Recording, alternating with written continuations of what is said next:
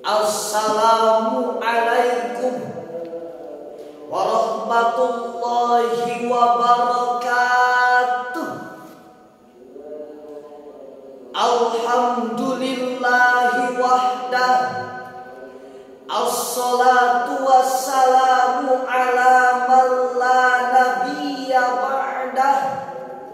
Allahumma sholli wa sallim ala sayyidina Muhammad wa ala alihi wa sahbihi wa mawala wa la hawla wa la quwwata illa billah. Amma ba'd. Dewan Hakim yang arif dan bijaksana, hadirin wal hadirah rahimakumullah. Kemajuan teknologi informasi dan komunikasi telah membuka tahap baru bagi umat manusia untuk memperoleh informasi secara otonom, sehingga dapat mempermudah untuk mengetahui isu-isu yang terjadi di berbagai penjuru bumi. Tidak sampai di sana, sekarang kita sudah memasuki era society 5.0, di mana internet tidak hanya berguna untuk berbagi informasi dan menganalisis data saja, melainkan juga untuk menjalani kehidupan. Dengan demikian hadir, dengan semakin canggihnya teknologi saat ini dapat memberikan dampak positif dalam penggunaan, tetapi juga berpotensi melahirkan virus-virus negatif dalam pemakaiannya. Mulai dari bermunculannya berita palsu yang membuat rakyat terperdaya, intoleransi dan provokasi yang memecah belah negara, pornografi dan porno aksi yang mendegradasi mental remaja, bermunculannya tenaga kerja robot yang dapat memperbanyak kasus pengangguran kerja, bahkan hadir semakin maraknya kasus diskriminasi digital di kalangan umat manusia. Prihatin atas kasus yang dipaparkan tadi, serta mengharapkan setitik solusi yang dapat diaplikasikan. Maka pada kesempatan yang penuh ukhuwah ini, izinkanlah kami untuk menyampaikan sebuah syarahan Al-Quran dengan judul Pandangan Al-Quran terhadap Realitas Hoax, dengan berlandaskan Al-Quran Surah An-Nur ayat 15.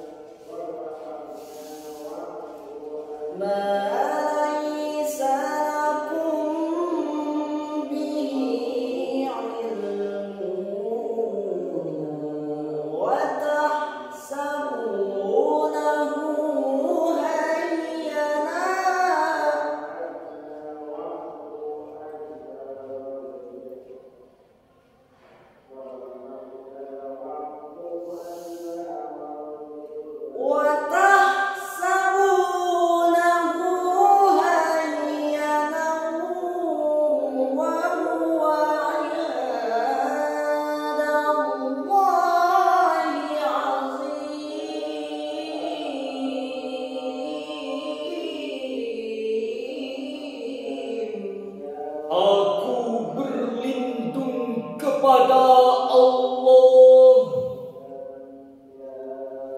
dari godaan setan yang terkutuk. Dengan nama Allah yang Maha Pengasih lagi Maha Penyayang. Ingatlah ketika kamu menerima berita bohong itu dari mulut ke mulut. Kamu mengatakan dengan mulutmu apa yang tidak kamu ketahui sedikit pun, dan kamu menganggapnya remeh, padahal dalam pandangan Allah itu masalah besar. Dewan Hakim yang arif dan bijaksana, hadirin wal hadirah rahimakumullah, dalam kitab tafsir Aisyah Tafsir halaman 1439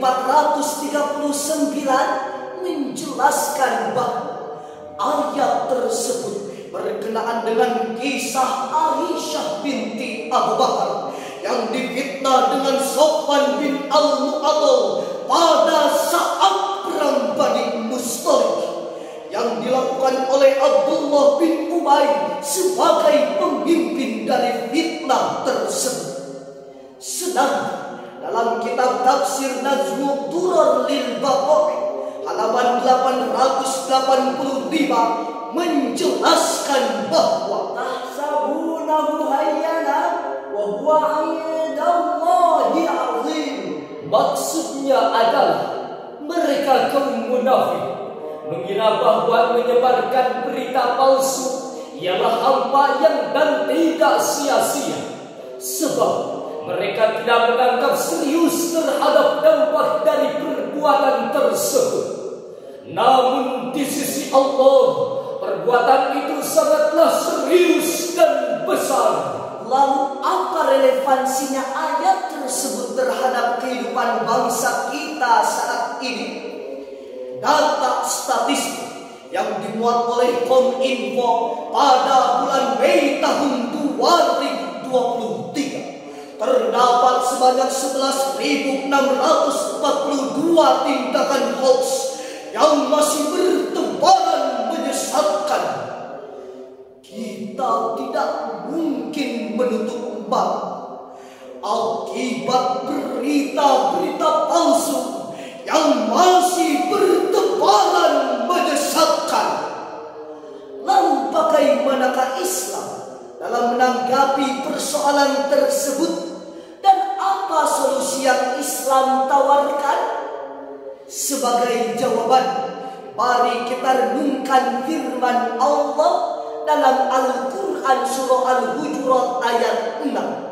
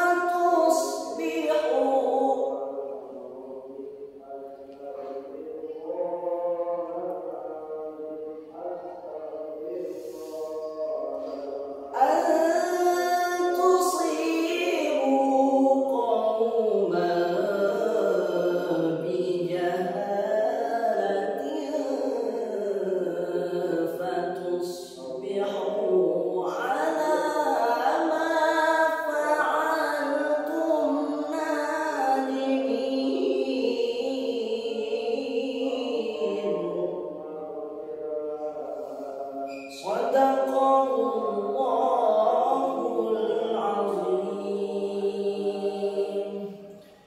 Wahai orang-orang yang beriman, jika datang kepada kalian seorang fasik membawa berita, maka periksalah dengan teliti, agar kalian tidak mencelakakan suatu kaum karena kebodohan, yang akhirnya kalian mencelakakan apa yang kalian lakukan. Maha benar Allah dan Maha Agung, Dewan Hakim yang arif dan bijaksana. Hadirin wal hadiroh rahimakumullah. Dalam kitab tafsir Al-Qur'an halaman 671 menjelaskan bahwa ayat tersebut berkenaan dengan kisah Walid bin Uqbah yang diutus oleh Nabi untuk memungut zakat dari kaum Bani Mustalik. Ketika mereka Walid merasa takut dan menyatakan kepada Nabi bahwa kaum Bani Mustalik telah murtad dari agama Islam. Nabi Muhammad SAW kemudian mengutus Khalid bin Walid untuk mengecek kebenaran berita tersebut. Dan alhasil, pada kenyataannya kaum Bani Mustalik masih tetap berpegang erat terhadap agama Islam. Dengan demikian hadirin, ayat ini menjelaskan kepada kita untuk waspada, bijaksana, dan hati-hati dalam mengambil keputusan. Hal ini diperkuat oleh sebuah hadis.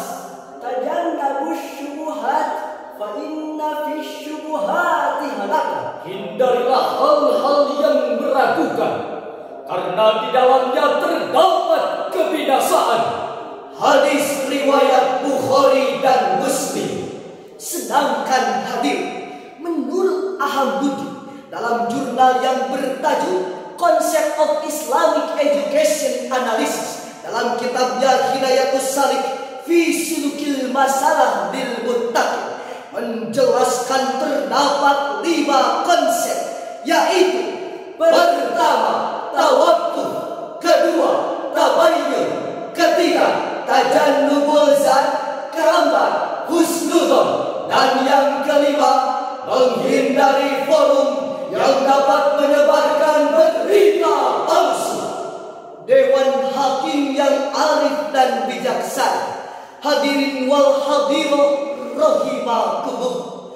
Dengan berakhirnya uraian tersebut dapat kami ambil kesimpulan bahwa penyebaran berita palsu dapat merusak persatuan dan kesatuan bangsa. Dan kepada para pemerintah, kita seharusnya menghukum kepada siapa saja yang menyebarkan berita palsu. Semoga Allah senantiasa memberikan keberkahan bagi kita semua. Amin ya Allah ya Rabbal Alamin. Sekian dan demikian. Wassalamualaikum warahmatullahi wabarakatuh.